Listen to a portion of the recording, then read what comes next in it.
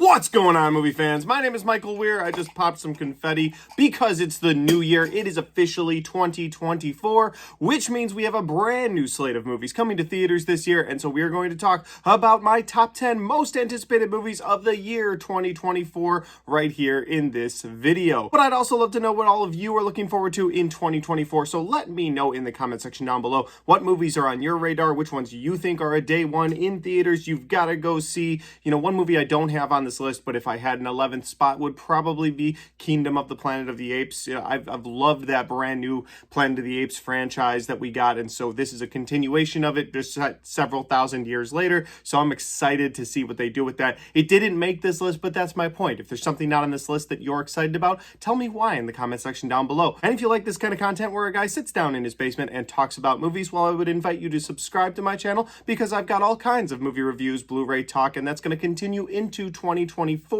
We're going to talk about so many movies. I've got so many fun things I want to do with this channel this year, including several series reviews that will be revealed throughout the year as well. So if you want all that content, hit subscribe so you get notified as soon as I drop that content. With all that said, let's get into my top 10 most anticipated movies of 2024.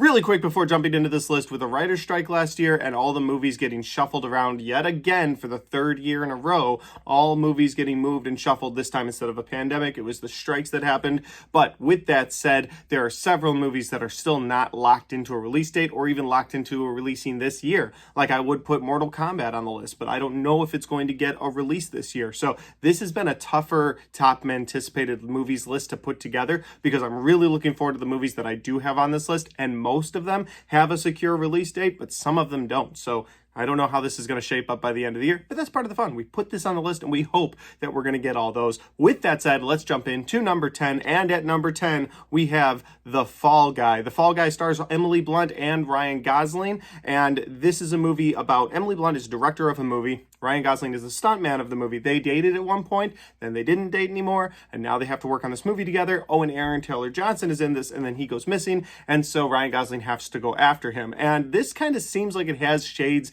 of that movie, The Nice Guys, that Ryan Gosling was in, where it's like there's something going on, but there's also a very serious plot going on with people with guns. And this very well could be the fun action summer comedy blockbuster of the summer. I mean that. Like, this got moved to May for a reason. I don't think it was just writer strikes that this thing got pushed out to May. I think they are very confident in it. I think this movie has some serious potential to dominate in the early months of the summer this year. I'm looking forward to The Fall Guy. The question is, are you? At number 9, we have Will Smith and Martin Lawrence getting back together again to do Bad Boys 4. Now, the last time we got a Bad Boys movie, it was 2020, and it was one of the last movies I saw in theaters before the theaters shut down. So hopefully we don't have a repeat of that this year, but we are going to get Bad Boys 4, and they called part 3 Bad Boys for Life. That would have been a good title here.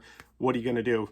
I get it. You take the shot when you know you've got a movie to do, so they called it Bad Boys for Life, but it did so well in theaters, despite it being 2020, that we are getting a 4th movie in the franchise, and honestly, just watching these two have fun with each other on screen is enough for me. I have loved the previous Bad Boys movie, so I'm very much so looking forward to Bad Boys 4. At number 8, guys, we have a movie that was on last year's list, and this is the only movie that got bumped from my most anticipated list last year to 2024, and that, of course, is Shelby Oaks. Now, if you don't know, Shelby Oaks is written and directed by YouTuber Chris Stuckman, who is a great YouTuber, gives great movie reviews, and he had a dream to become a filmmaker, and he has done several projects, but now he's officially made a feature-length film called Shelby Oaks, and unfortunately, due to the writers and actors strike, it did get pushed into 2024, but I had to keep it on my most anticipated list because I gave a little bit of money to this project. I'm excited to see what he does with this thing. I'm excited to get my copy of Shelby Oaks on Blu-ray and put it back on the shelf back there.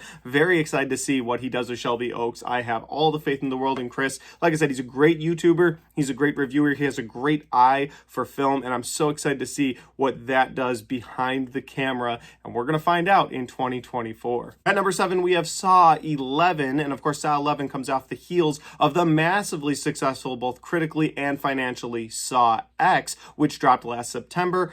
I thought that movie was a lot of fun. It was so cool to see John Kramer come back, and not just in some weird flashback backwards hat cameo. No, in this movie, he was actually front and center. It was him in the flesh, and it took place between part 1 and 2. And there's so many different directions they could go with the next movie in the franchise. Like, if Tobin Bell is too old to perform as Jigsaw in the next movie, well, you could take place between part 2 and 3 and make it about Hoffman and Amanda's character. I would love to see more between those two characters. You could also push this sequel out past part 7 and make a direct sequel to part 7 and have it between Dr. Gordon and Detective Hoffman. There's so many things you could do in this franchise, so many little stories, just like Saw X, where you could put that movie as a pocket between two other movies that have already come out, and we could know, oh, this is what's going to happen to them in the next movie. But it's so cool to see what they're doing right now.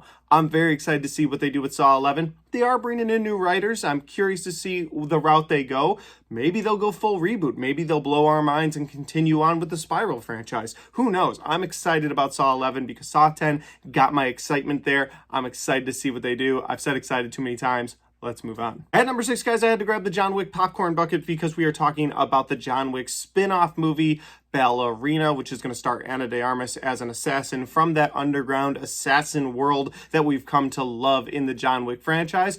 But this movie is also going to take place between part 3 and part 4, and so Keanu Reeves' John Wick will be making an appearance in this movie. And if he is only in this movie for a scene or two, I hope we get an incredible action moment between him and Ana de Armas, maybe working together in a scene. That would be cool. But you know what? If he shows up for the last half of this movie, I will be just as happy. But even if John Wick doesn't end up being in this movie too much, I'm still very excited for Ballerina for many reasons, but one of them is that they released the Continental series last year, and they proved that they can move on with this universe without the need for John Wick, and it's still an incredible experience. I love the Continental series, so I'm excited to see what they do with this Ballerina spinoff. All right, guys, we made it to the top 5 of my most anticipated list of 2024, but before we go on, Pure Leaf Tea.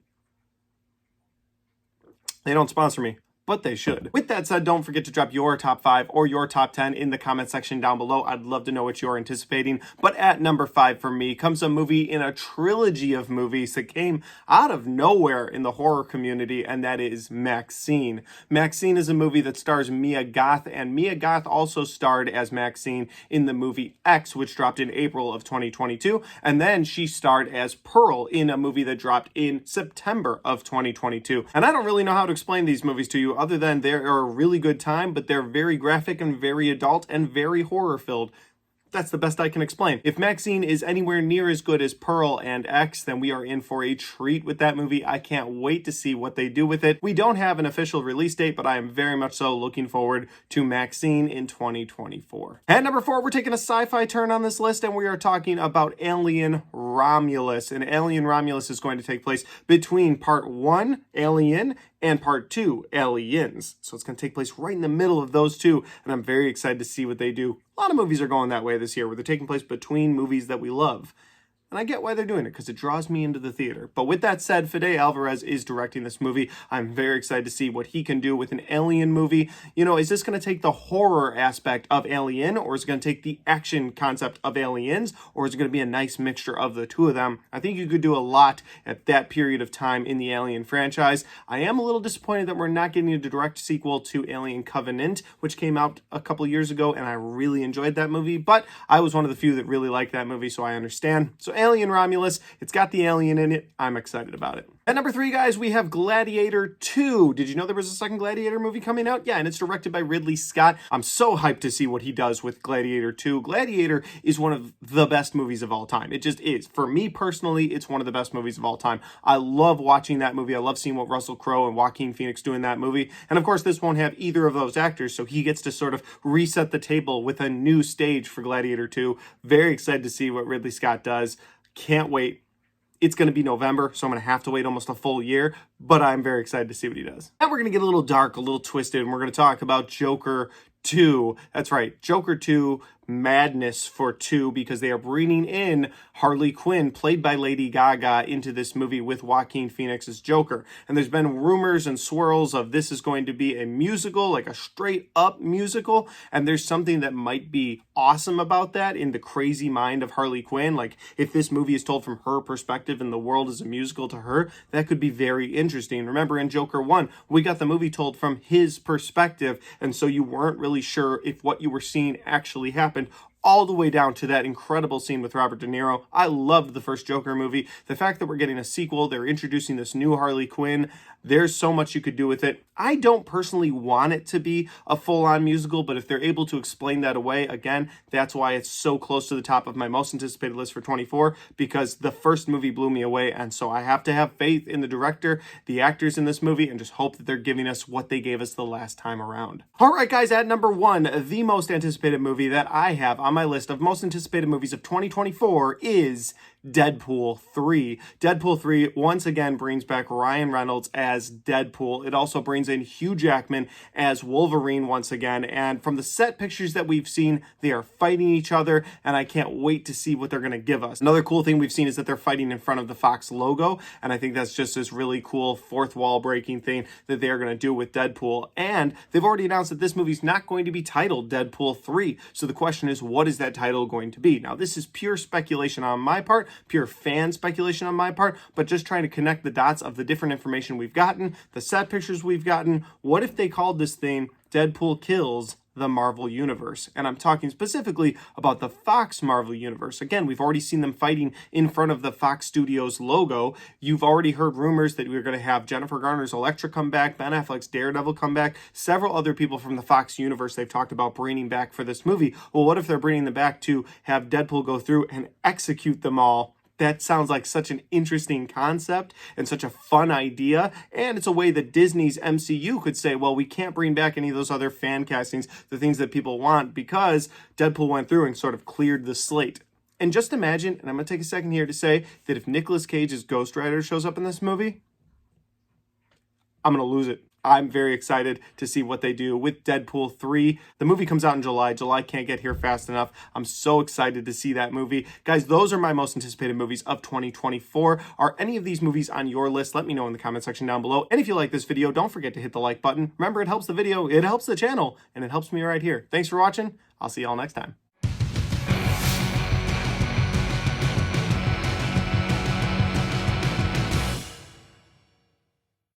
All right, guys, we made it to the end of my top 10 most anticipated movies of 2024. And yeah, my shirt says I have to return some videotapes. And don't you miss the time when we had to return videotapes?